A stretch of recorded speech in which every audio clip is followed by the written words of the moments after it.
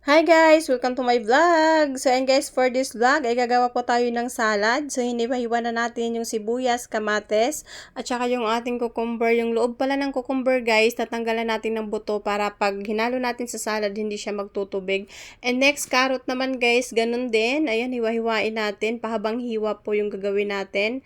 And next po yung ating apple. Ayan, hindi natin yan binalatan dahil pag binalatan pangit yung kulay. And yung ating litos, ayan, gagayatin na rin natin. So ayan guys, yung itlog na pala yan ay galing po yan sa laga naming manok at saka patatas. So ayan, nilagay na rin natin. At saka yung mayonnaise guys, nilagay na rin natin. Nilagyan natin yan ng kunting paminta. Ayan, para naman medyo maanghang konti. At saka minikos-mikos na natin yan. So ayan guys, Ayan guys, tapos na yung ating ginawang salad. At syempre, hindi tayo magpapahuli dahil tayo ang gumawa, tayo ang unang kakain.